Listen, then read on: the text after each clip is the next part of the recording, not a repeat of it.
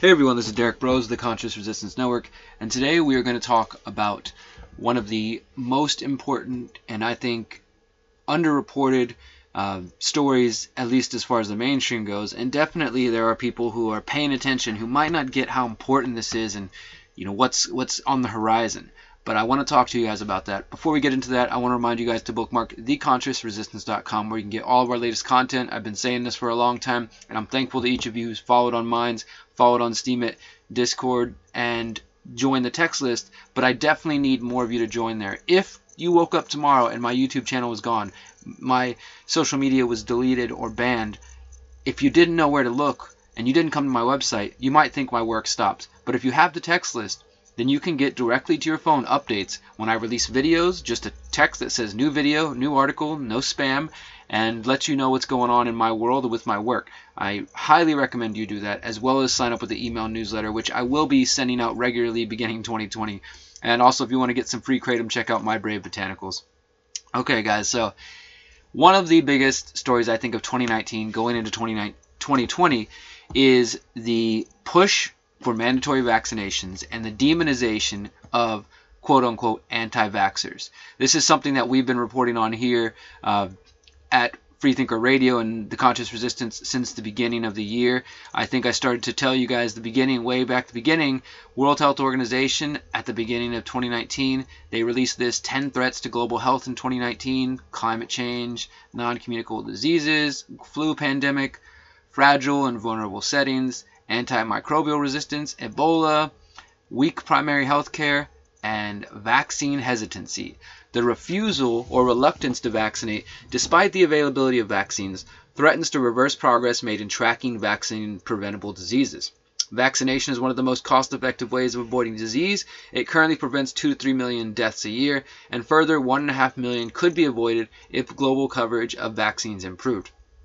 Measles, for example, they say, has seen a 30% increase in cases globally, and the reasons for this are complex, and not all are due to vaccine hesitancy. However, they say that countries that were close to eliminating the disease have seen a resurgence, and they blame this on vaccine hesitancy.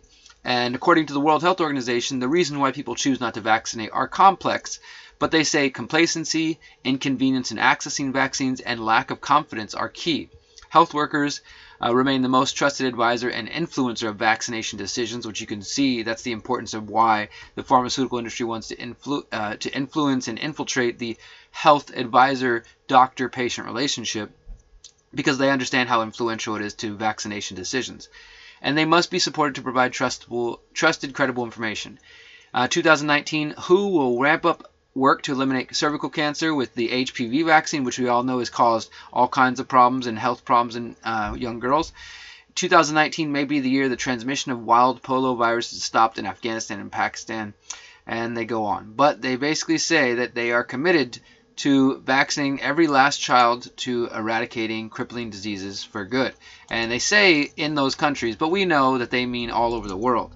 And we did report on this in Freethinker Radio back in August, homeschooling and vaccine hesitancy, really looking at this topic. And if you go back to the beginning of January 2019, as far as the whole vaccine picture goes, I've been covering this. I've been following this very closely. You had in January 2019, so almost a whole year ago. How many of you remember this story? I've tried to bring this up. So many people missed it. But in September 2018, Dr. Andrew Zimmerman, a former government doctor and scientist, put a sworn affidavit where he explained that in a subset of children, vaccine-induced fever and immune stimulation did cause regressive brain disease with features of autism spectrum disorder. And he went on the record saying this and even accusing the CDC of abusing his previous research and using it to continue to promote the idea that there is no vaccine-autism connection when he clearly says there is, and there's other evidence to indicate that. And I know that's a controversial statement in some circles, but if you haven't done the research, shut the fuck up and do it.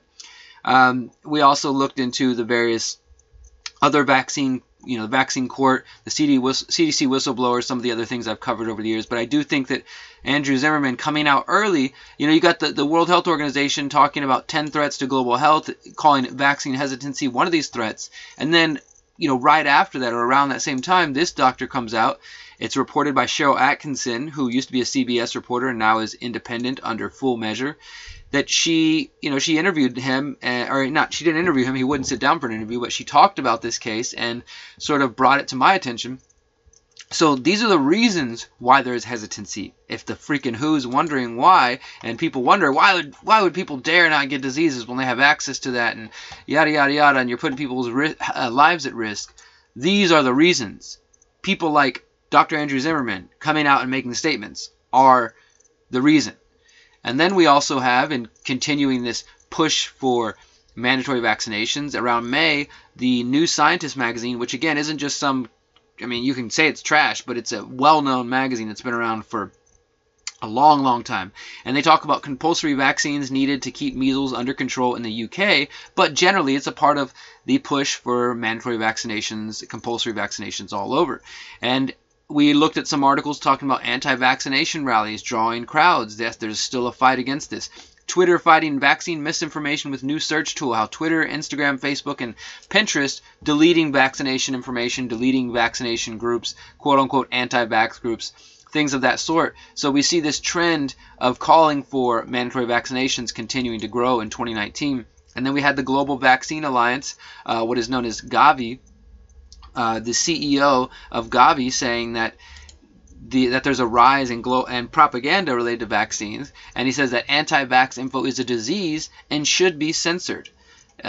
Vaccine doubts spread like disease must be taken offline, says vaccine chief. So vaccine chief for the Global Vaccine Alliance, and we looked into who they were and who they're funded by in this video, calling for eliminating that information offline, which we're already seeing, and we're seeing push for mandatory vaccinations for kids, and you better believe eventually it's going to be for adults. Then I highlighted some of the fighting going on in California. The fighting has been going on in New York this year, California, and then most recently towards the end of the year, New Jersey. Now New Jersey trying to get in on the removing medical exemptions for vaccinations. California's already had that. Now they're removing religious exemptions and medical exemptions. It's all personal exemptions at the end of the day, but the state is trying to remove these. New York has succeeded. California is succeeding. New Jersey was stopped for the moment. And as I think we do talk about in this video, though, and it's important to highlight that as much quote-unquote definitely negative anti-freedom bills that were put forward towards vaccines, we also saw a lot of bills that were put forward to protect people from these things and to protect people's sovereignty and self-ownership, and that's a good thing as well. But we are covering the latest struggle for health freedom in California. Like I said, there's a lot going on over there in California, and it continues to be a fight. And I know that there's a lot of people coming to Texas, where I'm at, from New York, from New Jersey, from California. I've met them, and I've met the mothers and the families who are coming here, and I see the vaccination groups on Facebook talking about this. Where should we go? We're trying to avoid this. But I will say this, that I briefly talked to Dr. Peter Hotez, who's a Baylor College of Medicine here in the Houston area, and who went on Joe Rogan's podcast earlier this year and has been going around calling for mandatory vaccinations and claiming that these moms are heavily funded, big lobby and all this kind of stuff. And he said the next battleground for the vaccines is here in Texas. So I fully believe in 2020 we can expect to see more bills put forth to try to restrict people's ability to exempt vaccinations, more propaganda about measles and other outbreaks, and of course blaming this on people who are unvaccinated moving here, despite the fact, I should say, I don't have it pulled up right now, but there was a Catholic school called St. Teresa here in the Houston area that just last week, I actually posted about this on Facebook, on the Derek Bros page, that the school decided to close down because there was a pertussis, which is whooping cough, going around. And the school made it clear in their statement to the parents, their public statement, 100% of our children are vaccinated. And the doctors aren't sure why this is happening, but we're going to go ahead and close the school down temporarily as a precaution. And I know the vaccine mothers say, well, it's because pertussis, the vaccine actually causes whooping cough, and that's why it's spreading, because the people who are vaccinated are more likely to spread it because they start shedding the virus after they're injected with it. And in this case, there were no unvaccinated kids to blame it on, so it's kind of funny, but you know, those stories don't really make the mainstream very much. And then finally, in 2019, one of the more recent articles I looked at in November, late November, the global crackdown on vax hesitancy and ID 2020. And this one I think is really important if you want to understand what's coming in 2020. I'll just reiterate here. There's going to be, and we just saw a story last week of MIT talking about they're developing a temporary ink tattoo that can be put in kids to scan them and to know who's been vaccinated, who's been unvaccinated. That's some scary ass shit. But that's the way we're going. This global crackdown on vaccine hesitancy, vaccine exemptions under attack in 2019. That's a really good article. It looks at both the bad bills as well as the good bills for vaccines. And we talk about how there's a global crackdown on parents who refuse vaccines for their kids is on. That was back in 2017, but we're seeing that push more and more. And then when you start to look into this thing called ID 2020, the digital ID 2020, which we're moving into the real ID here in the United States, the national ID card. We're moving into facial recognition scanning in order to fly. We're moving towards social credit, towards the digital smart grid, 5G smart grid.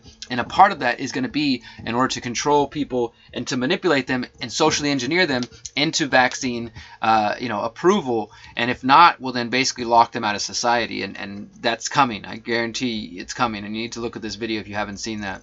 So overall, we've been following this story throughout 2019.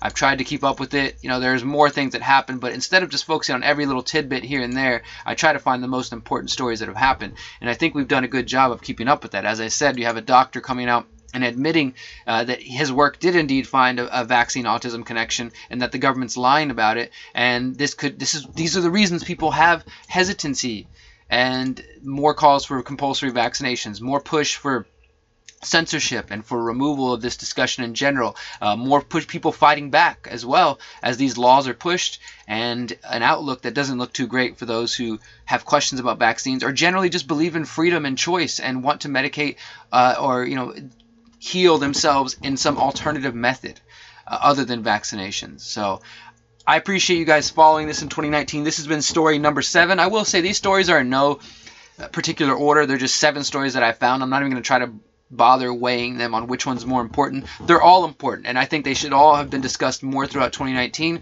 and in 2020 you can expect me to continue to stay on them as I do with all the important stories. So I appreciate you guys, and if you like what you're hearing, follow, like, subscribe, share. I can't say it enough. In 2019, going into 2020, can we make a commitment to share things, guys?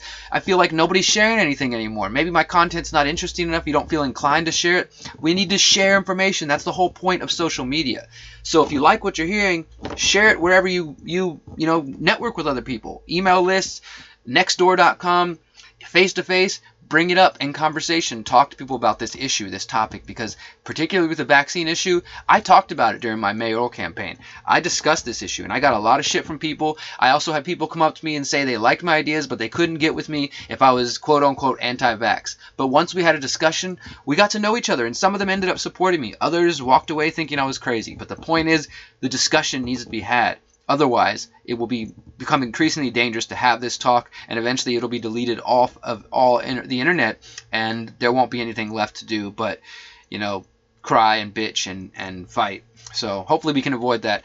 And I want to remind you guys that we are doing crowdfunding for our 5G Trojan Horse documentary, which will be coming out mid-January, along with my upcoming book, How to Opt Out of the Technocratic State. If you want to invest in that, please make a one-time contribution to the fundraiser campaign right here. The link is below the video. And you can also join on Patreon to become a monthly supporter if you want to support in that way. But either of those goes a long way. This is not going to making me richer and enjoying some lavish lifestyle or something silly like that. This is going to paying for a documentary, paying for editors for my book, paying for editors for the documentary, so that I can continue to bring important information. And I've realized that people digest information better via documentaries than just a bunch of different YouTube videos and articles. So that's what I'm focusing on. And if you want to help me, I appreciate it. Till next time, guys, remember, you are powerful, you are beautiful, and you are free. Peace.